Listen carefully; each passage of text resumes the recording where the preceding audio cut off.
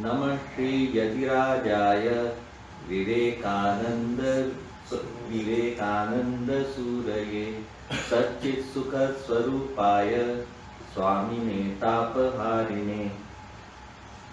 अच्छा, स्वामी जी ने तो मुझे बोला था कि किसी भी टॉपिक पे बोल सकते हो, तो मिक्स्ड ग्रुप में क्या टॉपिक में बोलना है ये थोड़ा सा मुश्किल हो जाता है, लेकिन मैंने सोचा कि ठीक है, कुछ बैकग्राउंड की मैं आशा नहीं रखता हूँ। Will start from the beginning itself, है ना।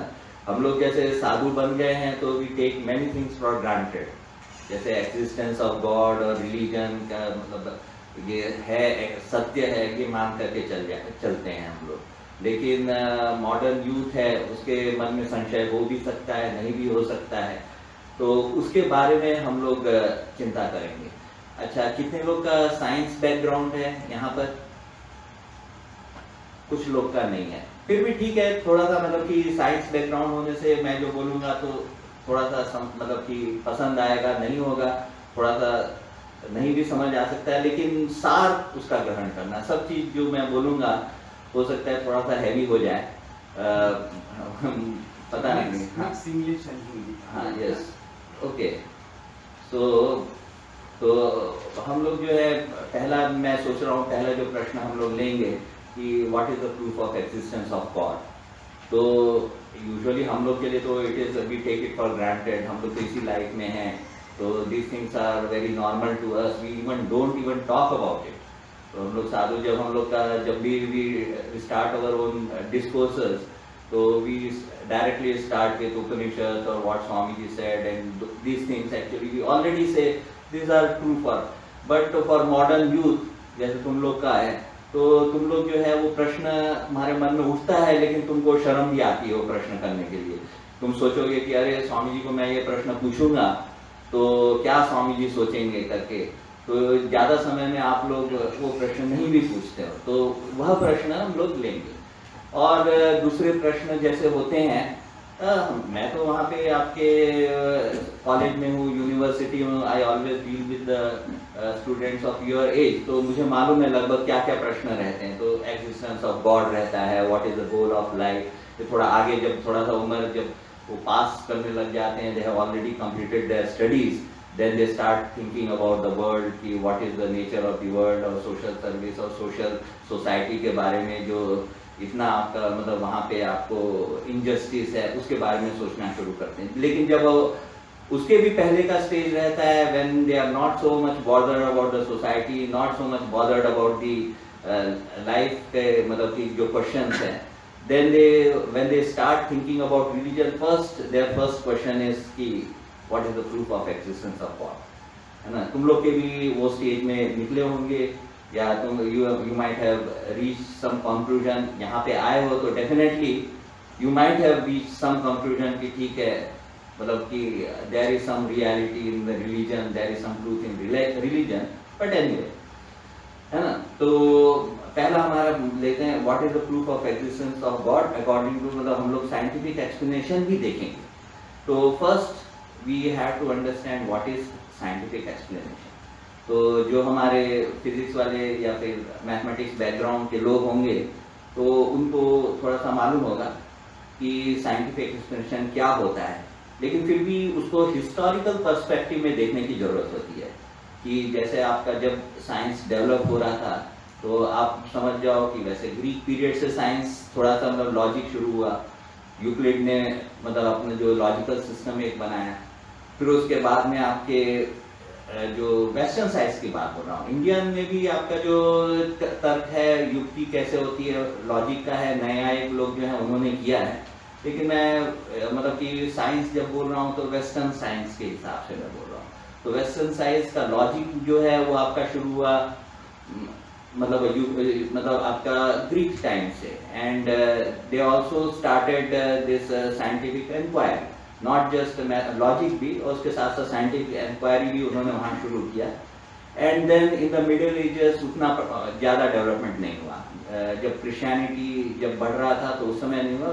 Then again at the time of Galileo and popular और ये सब कैपलर और ये सब लोग थे ना, उस समय फिर से दे स्टार्टेड साइंस का डेवलपमेंट हुआ, रेनेसां में तो बहुत ही ज़्यादा हुआ इनफैक्ट। तो आपका जो साइंस है, पहले उन्होंने मतलब कि जिस फंडामेंटल रूल्स थे साइंस के, वो ये है कि फर्स्ट है उसका कि it should be, the explanation should be simple explanation. मतलब कोई भी एक्सप्लेनेशन, आप किसी भी चीज़ का एक्सप्लेनेशन दे रहे हो, लाइट के बारे में, या फिर कोई चीज़ गर्म हो रही है कि ठंडा हो रही है, या फिर लाइट रिफ्लेक्ट हो रही है, या रेनबो का, तो सिंपल एक्सप्लेनेशन होना चाहिए, पहली बात। And second thing, important thing है साइंस में कि it is independent of time, space and person. कि जो एक्सपेरिमेंट आप यहाँ इंडिया में कर रहे हो, same experiment if you do in Europe, space independent हो गया, रिजल्ट सेम आना चाहिए, है ना। टाइम का नहीं, सुबह आप कर रहे हो, शाम को कर रहे हो, आज कर रहे हो, कल कर रहे हो, तो आपका उसमें डिफरेंस नहीं आना चाहिए। नहीं, अगर आपका basically some experiment which explicitly depends on the time, वो तो उसमें फर्क आएगा। But if two things are not there, for example अगर सन के बारे में एक्सपेरिमेंट कर रहे हो तो मॉर्निंग में करोगे और नाइट में करोगे तो डिफरेंट आएगा। लेकिन otherwise you see it is independent of time, independent of space, independent of person. कि आइंस्टाइन एक एक्सपेरिमेंट कर रहा है, उसमें आपको कुछ रिजल्ट आ रहा है, और तुम एक्सपेरिमेंट कर रहे हो, उसमें रिजल्ट, उसमें भी सेम रिजल्ट आना चाहिए। तो it is time, space, person independent, है ना। और दूसरी बात जो बोलते हैं कि एक्चुअली मतलब पहले बोला करते थे, अभी नहीं बोलते, लेकिन earlier also they used to say time और स्पेस एब्सोल्यूट, है ना। अभी तो स्पेशल थ्योरी ऑफ रिलेटिविटी आ गई, तो उसमें एब्सोल्यूट नहीं रहता, लेकिन ये था पहले, टाइम एंड स्पेस एब्सोल्यूट था, जो क्लासिकल आपके मैकेनिक्स, क्लासिकल फिजिक्स में। तो उसमें आप देखोगे कि टाइम जो है वो आपका, यू विल मेजर, टाइम आया 1 hour, I will measure it should come 1 hour. Space also someone, you will measure 1, मतलब कि समथिंग इज 1 मीटर, तो मुझे मतलब मैं भी 1 metre. Not only time and space, every measurement उनका एब्सोल्यूट था, like mass and other things also. तो वो एब्सोल्यूट पहले, मतलब कि आपका जो क्लासिकल मैकेनिक्स सिस्टम है, ये सब एब्सोल्यूट था। तो ये मिल करके, ये सब चीज़ों मिल करके साइंटिफिक एक्सप्लेनेशन। लेकिन तुम देख सकते हो कि everything is about natural phenomena, है ना। तो फिलोसॉफिकली आपका जो है कि what is the theory of knowledge. Theory of knowledge अगर आप देखेंगे कि फिलोसॉफी में उसको एपिस्टेमोलॉजी बोलते हैं, कि what is the theory of knowledge. तो ये अपने साइंस बैकग्राउंड वाले लोग को शायद नहीं पता होगा, फिलोसॉफी बैकग्राउंड, आर्ट बैकग्राउंड वाले इन वर्ड्स को सुना होगा, एपिस्टेमोलॉजी। तो एपिस्टेमोलॉजी में देखेंगे कि नॉलेज की 2 थ्योरीज हैं मेनली। एक थ्योरी होती है एम्पिरिसिज्म और एक थ्योरी होती है रैशनलिज्म, है ना। तो एम्पिरिसिज्म बोलता है कि all knowledge is from experience, अनुभव। और रैशनलिज्म बोलता है कि ऑल नॉलेज इज फ्रॉम विचार, युक्ति, है ना, फ्रॉम रीजनिंग। तो ये दोनों कॉम्पिटिंग थ्योरी है, सब बहुत समय से झगड़ा चल रहा है और कभी इसका सॉल्यूशन भी नहीं हो रहा है। लेकिन जैसे हमारे हिंदू धर्म में है, धर्म में सब आपका ना, एक्चुअली हम लोग एम्पिरिसिज्म को मानते हैं। जैसे स्वामी जी ने बोला रिलीजन इज रियलाइजेशन, ये आपका किंतु एम्पिरिसिज्म, अनुभव, कि जब तक कि आप रिलीजन को रियलाइज नहीं करते हो तो दैट इज मतलब यूजलेस, ऐसा। तो जब हम बोलते हैं रिलीजन इज रियलाइजेशन, तो अनुभव की बात करते हैं, तो अनुभव हमारे लिए मुख्य हो जाता है। तो हम लोग धर्म की सत्यता अनुभव से हम लोग मापते हैं। तो हम लोग का ऐसा विचार या युक्ति से हम लोग उतना नहीं मानते। मतलब फिलॉसफी हमारे लिए उतना इम्पोर्टेंट नहीं है जितना अनुभव। स्वामी जी ने भी बोला कि जैसे मतलब ounce of practice is better than a turn off theory. तो हम लोग का वेदांत भी जो है वो आपका अनुभव को मानता है।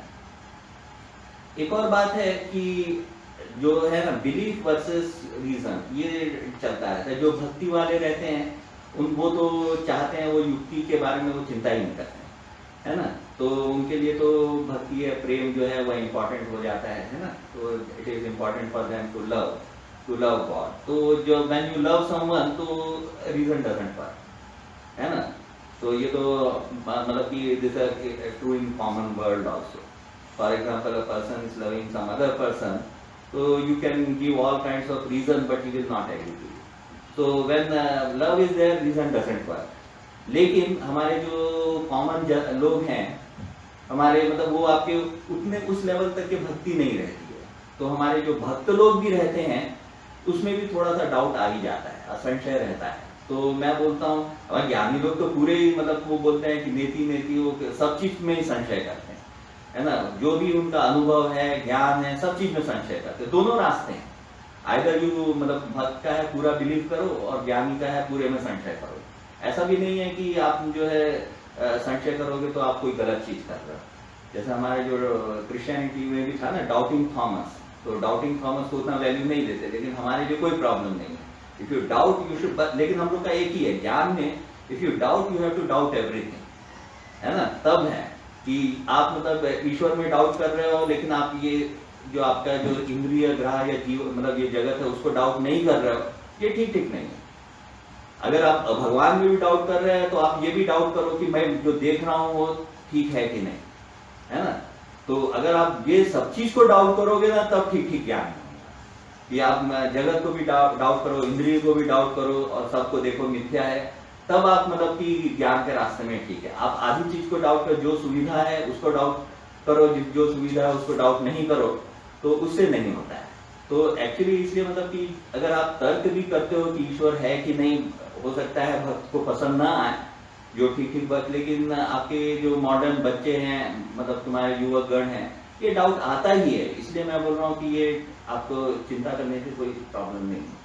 तो आपके जो साइंटिफिक जो हमारा ये है यहाँ से शुरू हुआ, लेकिन अगर तुम देखोगे कि मतलब आपका जब जैसे जैसे आपका साइंस डेवलप हुआ, तो वैसे अगर आप देखोगे कि रैशनलिज्म एंड एम्पिरिज्म ये एक्चुअली साइंस के दो पार्ट हो गए। रैशनलिज्म से आपका मैथमेटिक्स निकला, मैथमेटिक्स फॉर्मल साइंस, तो उसमें अनुभव की बात नहीं है, वो एक्सियम्स लेकर के दे कैन प्रूव समथिंग, है ना। और आपका जो फिजिक्स है दैट इज एम्पेरिकल साइंस, एम्पिरिज्म है अनुभव को लेके। आपका जो फिजिक्स है नेचुरल लॉ में क्या होता है वो मेजर करते हैं, उसके बाद उसको ये करते हैं, मतलब उसके बाद कुछ भी आपके रिजल्ट्स निकालते हैं, ठीक है। लेकिन अब आपको देखना पड़ेगा कि हमारे जो धर्म की बातें जो बोलते हैं हम, है ना, तो जब भी हम बोलेंगे तो अयुक्ति संगत नहीं होनी चाहिए। पहली बात है, स्वामी जी तो बोलते हैं कि रीजन को हमको इम्पोर्टेंस देना ही पड़ेगा। तो वेदांत या अपने रिलीजन में देयर आर सम सुपरस्टिशंस, जब हम रीजनिंग करेंगे तो superstitions will go away and whatever is true, whatever is basically जो सत्य है वो हमारे सामने आ जाएगा, है ना, जो सार है एसेंशियल। क्योंकि और हमें इतना विश्वास रहना चाहिए कि हमारे वेदांत जो है सत्य की कटौती में मतलब वो जरूर कसौटी में, सत्य की कसौटी में जरूर खड़ा रहेगा, है ना। तो इतना विश्वास रहना चाहिए। तो पहले बात हमको देखना पड़ेगा कि विज्ञान से अयुक्ति संगत नहीं होना चाहिए। अब विज्ञान क्या बोलता है, जैसे हमारे ये सब आपके एम्पिरिकल साइंस और फॉर्मल साइंसेस जो बोलते हैं, तो उसमें भी लेकिन आपको प्रूफ के बारे में व्हाट इज प्रूफ, है ना। सब समय आप देखोगे साइंस में जब चीज कोई चीज एग्जिस्ट करती है उसका प्रूफ कर सकते हो आप, जो चीज एग्जिस्ट नहीं करती उसका प्रूफ करना बहुत मुश्किल बात है ना। तो क्योंकि आप जो भी है उसका प्रूफ है, जो भी चीज एग्जिस्ट करती है वैलिडेशन मिल जाता है, जो चीज नहीं है उसका प्रूफ करना मुश्किल हो जाता है ना। तो इसलिए जैसे अगर इवन आप देखोगे कि घोस्ट नहीं है, वो साइंस एक्चुअली प्रूव करना मुश्किल उसके लिए। तो पहली बात आपको युक्ति में पहले ये देखना पड़ेगा साइंस क्या क्या चीज प्रूव कर सकता है। तो अगर हम मैथमेटिक्स में देखेंगे तो हिल्बर्ट का नाम सुना है किसी ने? हिल्बर्ट का एक प्रोग्राम था, उन्होंने मतलब 1900 सेंचुरी में उन्होंने बोला कि मैथमेटिक्स है उसको हम लोग कंप्लीट एंड कंसिस्टेंट प्रूव करेंगे। तो कंप्लीट एंड कंसिस्टेंट की बात होती है कि कंप्लीट होता है जो भी चीज सच होगी वो हमको प्रूव कर सकना चाहिए, है ना। जो भी ट्रू है, ट्रू थ्योरम है उसको प्रूव करना चाहिए। और कंसिस्टेंस है कि गलत चीज को प्रूव नहीं करना चाहिए। तो एक्चुअली आपको तुम लोग को आश्चर्य होगा कि मैथमेटिक्स को हम लोग मानते हैं कि सब चीज ट्रू होना चाहिए, है ना, सब चीज प्रूव होना चाहिए कि everything is provable, everything is whatever it says it's provable. लेकिन आपका 1900 सेंचुरी में वो हिल्बर्ट ने ये मतलब हिल्बर्ट ने और भी लोगों ने ये मतलब उनको समझ में आया कि ये चीज ये प्रूफ बाकी है, कि this proof is not yet done, कि आपका जो भी चीज हम प्रूव करते हैं वो ट्रू है और गलत चीज प्रूफ नहीं कर सकते। तो हिल्बर्ट ने उसने 1900 को एक ये ओपन प्रॉब्लम दिया था। उसके बाद में बहुत सारे लोगों ने ट्राई किया उसको। बर्ट्रैंड रसल वगैरह में देखोगे, अगर फिलॉसफी के लोग किसी ने पढ़ा होगा तो बर्ट्रैंड रसल ने बोला है कि फॉर एग्जांपल कि no nothing mathematics everything whatever we prove is tautology. Tautology means कि A is A, if we assume A then we prove A, ऐसा करके। लेकिन यदि हम टॉटोलॉजी को प्रूव कर मतलब कि एवरीथिंग इज टॉटोलॉजी, तो automatically mathematics become complete and consistent. लेकिन उसके बाद में अगर आपने गोडेल का भी नाम सुना होगा, गोडेल इनकम्प्लीटनेस थ्योरम बड़ा फेमस थ्योरम है, तो 1932 में उसने ये थ्योरम निकाला था। तो ही सेड कि बेसिकली उसने पीएचडी थीसिस किया, उसने तो पहले उसने किया समझने की जरूरत नहीं है, लेकिन मैं बोल देता हूँ फर्स्ट ऑर्डर प्रेडिकेट लॉजिक हम लोग पढ़ते थे, तो फर्स्ट ऑर्डर प्रेडिकेट लॉजिक को कंप्लीट एंड कंसिस्टेंट उसने प्रूव किया। उसकी मान्यता थी कि भाई मैथमेटिक्स को मैं प्रूव कर दूंगा। बहुत सारे लोग ट्राई करते, उसने जब देखा कि मैंने प्रूव कर ही लिया फर्स्ट ऑर्डर प्रेडिकेट लॉजिक को कंप्लीट एंड कंसिस्टेंट, तो मैथमेटिक्स को प्रूव करूंगा करके, तो सेकंड ऑर्डर प्रेडिकेट लॉजिक को पकड़ा।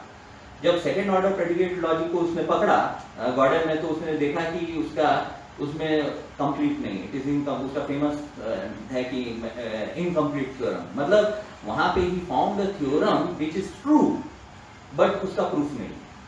तो which is a very strange thing, क्योंकि हम लोग जो है मैथमेटिक्स में हमेशा ट्रूथ और प्रूफ को एक साथ मतलब सिनोनिमस मानते हैं। उसी चीज को हम लोग ट्रू मानेंगे जिसका प्रूफ है मैथमेटिक्स में, ठीक है ना, क्योंकि हम लोग सभी देखेंगे प्रूफ होने से ही ट्रू है, और प्रूफ मतलब उसका फॉल्स होने से मतलब उसका प्रूफ नहीं होना चाहिए।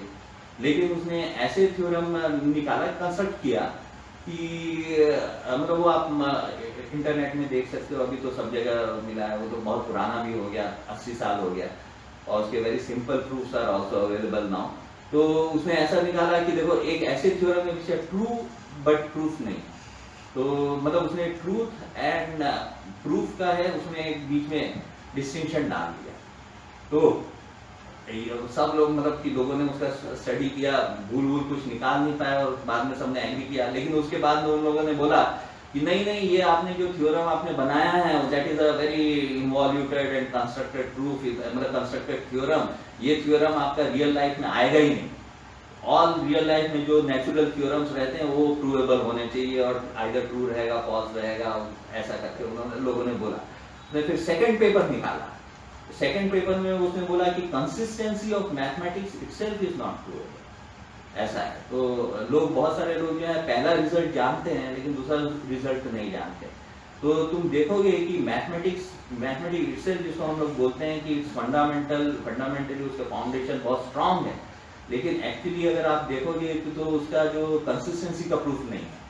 कि कंसिस्टेंसी का प्रूफ नहीं है, इसका मतलब ये कि we can never be sure कि एक चीज हमने प्रूफ किया फर्मैट्स का थ्योरम, तो we can not be sure कि एक बार एक ऐसा प्रूफ निकल जाए जिसमें फर्मैट के थ्योरम का ऑपोजिट चीज बोलती है।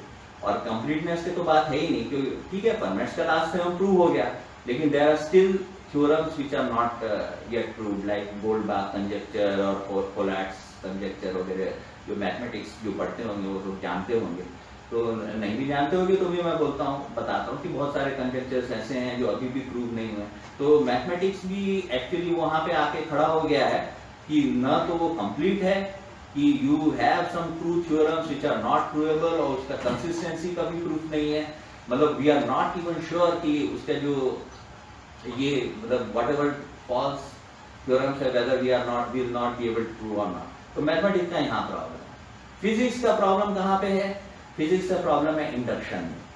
तो अगर आप लोग जाएंगे तो फिजिक्स जो है एम्पिरिकल साइंस है, वो लॉज ऑफ नेचर की बात करता है। जैसे हमने देखा होगा न्यूटन क्लास 8, 9, 10 में आप लोगों ने पढ़ा होगा, न्यूटन का लॉ ऑफ ग्रेविटेशन होता है, लॉ ऑफ आपके जो है मोशन है ना। तो उन्होंने वैसे लॉ ऑफ मोशन में बहुत जो चीज बोला है, आप देखोगे कि एक्चुअली अगर देखोगे तो जो चीज बोला है it is not a common knowledge. कि जैसे हम लोग पढ़ लेते हैं, है ना, जैसे हम लोग ने पढ़ लिया कि न्यूटन जो है पहला लॉ ऑफ मोशन क्या है, पहला कि व्हाटएवर मतलब whatever is moving keeps moving whatever is the stationary is stationary. दूसरा पार्ट तो ठीक है, what is stationary is stationary, ये तो ठीक है, लेकिन आप देखो कि जो चीज मूव करती है मूव करते ही रहती है, लेकिन ये आपका कॉमन नॉलेज का नहीं है ना, इट इज नॉट ऑब्वियस, है ना, ये ऑब्वियस नहीं, क्योंकि आप यहाँ पे जो भी चीज देखो, आप मतलब कि गाड़ी चलाओ, थोड़ा दूर चल के रुक जाती है, बॉल को आप रोल करो, रोल करने के बाद थोड़ा रुक जाती है, पानी फेंको, पानी भी रुक जाता है ना। तो एक्चुअली ये जो है काफी मतलब कि नॉन ऑब्वियस सी बात कही है, तो इसलिए एक्चुअली साइंस सब समय ऑब्वियस बात नहीं करता। हम लोग क्लास 8-9 में पढ़ते पढ़ते रटते हम लोग बोले अरे हाँ ये ठीक है, बहुत ऑब्वियस बात है, लेकिन एक्चुअली यदि तुम ध्यान से देखोगे तो ऑब्वियस नहीं है ना, लेकिन उसने मतलब उसके ऊपर में सब लॉ बनाया। तो लॉ बनाने के लिए क्या है, you make some observations, when you repeat your observations, बहुत बार देखा तो then you make the law. ऐसा यूजुअली फिजिक्स का ऐसा रहता है। आपने देखा कि सूरज जो है वो आप ईस्ट से उठा, एक दिन देखा, 2 दिन देखा, 3 दिन देखा, 1000 दिन देखा, तो आपने लॉ बना दिया कि सूर्य ईस्ट से उठा है। लेकिन लॉ और इसमें आपका बड़ा गड़बड़ होता है, ऑब्जर्वेशन में आपके मैथमेटिक्स में अगर आप देखोगे कि फाइनाइट नंबर ऑफ ऑब्जर्वेशन से आप लॉ नहीं बना सकते, क्योंकि लॉ जो है इनफाइनाइट नंबर ऑफ ऑब्जर्वेशन के लिए होता है। कोई भी आप लॉ बोल रहे हो, है ना, तो it means it is for infinite number of observation, और आप ये फाइनाइट नंबर ऑफ ऑब्जर्वेशंस करके इनफाइनाइट नंबर ऑफ ऑब्जर्वेशन नहीं बना सकते। यदि आप मैथमेटिक्स में आप देखते हो कोई भी हाइपोथेसिस करते हो, उसका प्रोबेबिलिटी निकाल करके what is the probability that this hypothesis is true, तो जैसे आपने हाइपोथेसिस बनाया कि सूर्य जो है ईस्ट से निकलता है, and then you make certain number of observation, then you calculate the probability of this hypothesis. तो फाइनाइट नंबर ऑफ आपने ऑब्जर्वेशन किया है और हाइपोथेसिस आपने इनफाइनाइट नंबर के लिए बनाया है, तो you will see that the probability of hypothesis always comes out to be 0 actually. तो इसके कारण से आप देखोगे कि हम लोग लॉ ऑफ ग्रेविटेशन जो न्यूटन ने बनाया, लेकिन वो फॉल्सिफाई हो गया। जब आइंस्टाइन ने मतलब पहले भी लोगों ने देखा था कि लाइक मरकरी का जो ऑर्बिट है वो ठीक मैच करता नहीं। अगर आप न्यूटन्स का लॉ का आप सॉल्व करोगे, न्यूटन्स लॉ ऑफ ग्रेविटेशन, तो आप देखोगे कि जो सर्कुलर बॉडी में परफेक्टली एलिप्स आता है ना, जो उसका ऑर्बिट अगर आप देखोगे प्लैनेट का प्लैनेटरी ऑर्बिट है वो हमेशा परफेक्ट एलिप्स आता है, ठीक है। और अगर आप उसका भी ये भी देख दोगे कि हाँ थोड़ा चपटा है, गोल है, उसके बाद में भी थोड़ा सा मतलब जैसे earth is not perfect sphere, तो भी आप मतलब देख सकते हो कि थोड़ा सा मतलब उसका कुछ तो आपका मतलब कि डिस्क्रिपेंसी आएगी। But if you know the perfect measurements of earth, you know how much that discrepancy will be, है ना। लेकिन आपका जो मरकरी का है वो तो बिल्कुल भी आपका एलिप्टिकल ऑर्बिट नहीं है ना, जैसे वो मतलब सन ऐसा है तो वो ऐसा करके घूम रहा है इस तरह से, है ना। तो ये 300 साल 400 साल से लोग जो चिंता कर रहे थे, पता ही नहीं लग रहा था कि क्यों ऐसा होना चाहिए। बाद में आइंस्टाइन की थ्योरी ऑफ ग्रेविटेशन आई तो पता चला कि जब उसका स्पीड बढ़ जाती है तो उसका मतलब वो आपको मतलब ये जो है डिस्टेंसेस वो ये करती हैं, तो it is like bending of मतलब जो थोड़ा सा कॉम्प्लिकेटेड, जो इतना सिंपल एक्सप्लेनेशन भी नहीं रहता। जो पहले हम लोग गए शुरू किया था कि scientific explanation should be simple, तुम देखोगे कि theory of gravitation and theory of special theory of relativity, general theory of relativity जो है काफी कॉम्प्लिकेटेड है। तो बेसिकली क्या अर्थ है, तो अर्थ के पूरा जो स्पेस है वो बेंड कर जाता है, उस बेंड के करने के कारण जो है वो थोड़ा सा आपका वो इस तरह से वॉबल करता है, उसका ऑर्बिट, पूरा ऑर्बिट जो है मरकरी का वॉबल करता है। But important point two note is कि लॉ तो नहीं रहा ना, जो हम लोग ने न्यूटन का लॉ बोला है तो लॉ नहीं रहा। तो इसलिए मतलब कि कारण यही था क्योंकि जो भी ऑब्जर्वेशन फाइनल मतलब फाइनाइट नंबर ऑफ ऑब्जर्वेशन से लॉ बनाया, तो एक्चुअली वो मतलब कि लॉ इसलिए फॉल्सिफाई हो गया, है ना। तो इसके कारण से आपका जो आइंस्टाइन का थियोरी है उसको लॉ ऑफ नहीं बोलते हैं कि Einstein's law of gravitation, Einstein's law of relativity अभी नहीं बोलते, सब थ्योरी बोलते हैं। क्योंकि एक बार जो धक्का खा गए कि लॉ बोल करके उसके बाद में फॉल्सिफाई हो गया, तो अभी फिर से फॉल्सिफाई हो जाएगा, तो फिर से मतलब कि गड़बड़ होगा, इसलिए अभी आजकल सब थ्योरी ही बोलते हैं। तो आप देखोगे कि मैथमेटिक्स में ये प्रॉब्लम है, फिजिक्स में ये प्रॉब्लम है। तो हर समय आपका जो है मतलब कि ऑब्जर्वेशन और लॉ बनाना है ना, इतना पक्का नहीं है कि जितना आप सोचते हो कि साइंस जो है कि मतलब आपकी जो उसकी फाउंडेशन है बिल्कुल आपकी मतलब एकदम सॉलिड है, ऐसी बात नहीं है। फिर उसके बाद में जो सिंपल मतलब सिंप्लिसिटी की बात है, तो तुम देखोगे कि आपका क्वांटम मैकेनिक्स में जाओगे तो बिल्कुल भी सिंपल नहीं है ना। एंड देन ऑब्जर्वेशन, की observation you can not observe also.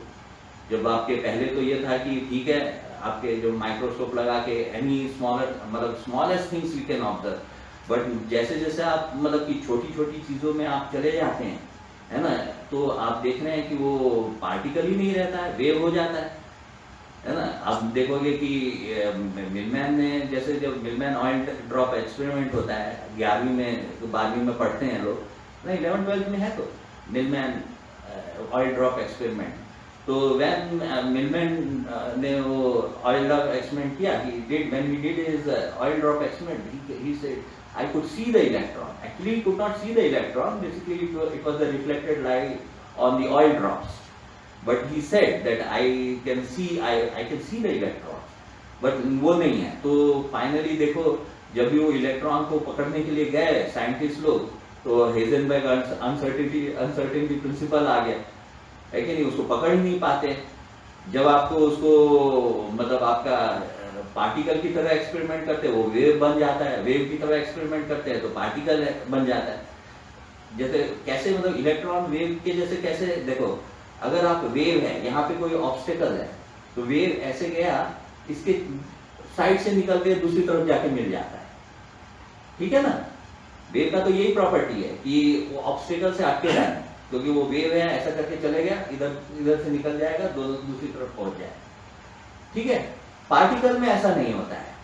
लेकिन अगर आप देखोगे यंग स्प्लिट एक्सपेरिमेंट है, यंग स्प्लिट एक्सपेरिमेंट भी क्लास 11-12 में साइंस के लोग पढ़ते हैं, तो उसमें आप ऐसा करेंगे कि यहाँ पे आपका प्लेट है, इसमें आप 2 होल्स करते हैं, 2 होल करते हैं, यहाँ पे आप मतलब कि इलेक्ट्रॉन्स भेजते हैं, तो इलेक्ट्रॉन जो है वो आपका ये स्लिट से ऐसा जा करके दूसरी तरफ जाके इंटरफेरेंस पैटर्न बनता है। Basically it behaves like a wave, ठीक है। और कभी कभी आपका लाइट जो है वो it behaves like a particle. जैसे हम लोग लाइट देखते हैं तो it is wave, supposedly wave है, लेकिन उसका जो आइंस्टाइन को जिसके कारण नोबेल प्राइज में photo electric effect of the light, तो उसमें उसने देखा कि भाई लाइट जो है actually you can count the number of particles which are falling on the plate, जो फोटो इलेक्ट्रिक इफेक्ट है। तो लाइट में अगर वेव है तो यू कैन नॉट काउंट कितने मतलब कितना पार्टिकल्स कितने वेव्स आ रहे हैं ऐसा, लेकिन but he could actually count the particle. तो देखोगे कि ये जो मतलब कि वेव पार्टिकल डुअलिटी लोग बोलते हैं wavicle, but it is just a word, किसी को भी समझ में नहीं आता कि वेविकल चीज क्या होती है, बस ठीक है। कुछ एक्सपेरिमेंट्स में वो वेव का जैसा बिहेव करता है, कुछ एक्सपेरिमेंट्स में वो पार्टिकल का बिहेव करता है। तो साइंस का जो बेसिक आपका देखोगे कि it should be explanation should be simple, and मतलब जो आपके हैं it should be time space person independent and absolute. तो गया भी, इंडिपेंडेंट भी गया, क्योंकि आप तो देखोगे कि one person makes some observation, another person makes observation, वो डिफरेंट आ सकता है सेम एक्सपेरिमेंट पर। क्वांटम में मतलब कि क्वांटम फिजिक्स में everything is based on equations, लेकिन उसका जब तुम इंटरप्रिटेशन निकालने के लिए जाते हो तो पूरा गड़बड़ होते रहता है। तो देख सकते हो कि साइंस इटसेल्फ में मतलब प्रूफ वगैरह का इतना गड़बड़ है। तो व्हाट यू मतलब we try to aim is कि बस अयुक्ति संगत नहीं होना चाहिए, है ना। रियली अगर आप देखोगे तो मैं बताता हूं कि प्रूफ ऑफ गॉड जो है सिर्फ इतना ही है कि आपका जो है कि जैसे हमारे ठाकुर वगैरह लोग मतलब श्री राम कृष्ण या और पुराने जो सेंट्स हैं उन्होंने ईश्वर को देखा। ये बात जो है वैसे स्वामी जी को बहुत अच्छे से समझ में आ गई थी, ये एम्पिरिसिज्म की बात कि हमारा जो हिंदू धर्म है वो एम्पिरिसिज्म है। कोई कोई लोग बोलता है जैसे कि God is a useful concept, चल जाएगा अगर ईश्वर नहीं भी होगा, है ना, ईश्वर नहीं भी होगा but God is a useful concept, उससे आपका सोसाइटी जो है इट मतलब कि it behaves nicely, it has ethical rules वगैरह है इसलिए। लेकिन हम लोग उसको नहीं मानते, हम लोग बोलते हैं कि गॉड इज एक्चुअली एग्जिस्ट, और उसका प्रूफ ये है कि पीपल हैव सीन गॉड, है ना, उसके अलावा दूसरा प्रूफ है ही नहीं। अगर आप देखोगे, इसीलिए स्वामी जी को ये बात समझ में आ गई थी, that is why he went around, मतलब कि and asking people. Debendranath Tagore को उन्होंने पूछा जाके, और ठाकुर को भी उन्होंने पूछा, श्री रामकृष्ण को पूछा कि अपने महाशय आपने ईश्वर को देखा है कि नहीं, क्योंकि अगर ईश्वर नहीं है तो सच में ही आपका देखोगे कि ये सब उपनिषद, रिलीजन और what ever it is actually meaningless, निरर्थक हो जाता है ना। तो सच में अगर आप देखोगे तो ईश्वर का प्रूफ यही है कि एक्सपीरियंस, समवन हैज सीन। तो वैसे इसको हम लोग बोलते हैं परसंवेद्य, कि दूसरे, मतलब कि दूसरे ने देखा, तो मतलब कि जो परसंवेद्य है जो कि आपको दूसरे से देख करके आप बता सकते हो। स्वसंवेद होता है जो आप खुद का आप देख सकते हो। स्वसंवेद्य में भी एक चीज है जो रिलीजन कहती है और जिसको हम लोग पकड़ सकते हो, वो है अपनी सेल्फ कॉन्शियसनेस। अगर आप देखोगे the self consciousness is one thing which is very tangible, everyone feels that, और साइंस उसको एक्सप्लेन नहीं कर सकता, या तुम्हारा मेडिकल साइंस एक्सप्लेन नहीं कर सकता। जो तुम्हारा सेल्फ कॉन्शियसनेस है, कभी कभी कोई बोलता है it is a function of brain. अभी रिसेंटली कोई, मतलब मैं देख रहा था एक्सप्लेनेशन कि it is quantum effect on the brain, लेकिन वो बात नहीं, क्योंकि हमारे जो मनीषी लोग हैं दे फाउंड इन समाधि दैट दिस, मतलब जो आत्मा है या this self conscious, they can it is separate from जो माइंड एंड बॉडी। तो लेकिन बट जब जो चीज उन्होंने समाधि में देखी, वही चीज लौट करके आके उन्होंने बोला, अरे ये चीज सबके ही अनुभव में रहती है ना। कभी भी वो जो है हमारे, मतलब कि अनुभव में ये आत्मा जो है, ऐसा नहीं होता कि आत्मा हमारे अनुभव में नहीं है। जब हमारा जब ज्ञान होता है तब हम बोलते हैं अरे यही तो है आत्मा, ऐसा। क्योंकि कभी आप स्वप्न देखते हो, या कभी आप मतलब जागृत अवस्था में हो या सुषुप्ति अवस्था में, हर समय फिर तो आत्मा है आपकी, है ना। It is the observer, it is the साक्षी। अभी भी है, अभी भी जो आप देख रहे हो, आप सुन रहे हो, अभी भी वो आत्मा जो है वो साक्षी भाव से है। अभी आप उसको कंफ्यूज करते हो, मतलब माया में वो एक्चुअली कंफ्यूज होता है। दो तरह की माया की शक्ति होती है, आवरण शक्ति और विक्षेप शक्ति। आवरण शक्ति से हम भूल जाते हैं कि हम आत्मा है, विक्षेप शक्ति से हम समझते हैं कि वी आर बॉडी, है ना। लेकिन फिर भी आप देखोगे कि जो है आपका आत्मा का ज्ञान सब समय रहता है, we mix it with the body. लेकिन हमारा वेदांत में जो है ये, मतलब कि आत्मा का ज्ञान रहता है, सबको सब समय रहता है ना। तो इसलिए मतलब कि this thing is a very tangible thing which actually our Vedanta says, and which from where we can actually, मतलब हम लोग को आभास मिलता है कि धर्म जो है वो सत्य है, ऐसा। तो मैं मतलब बस इतना ही बोलना चाहता हूँ। तुम लोग को कुछ प्रश्न, वैसे भी काफी समय बोल दिया, तो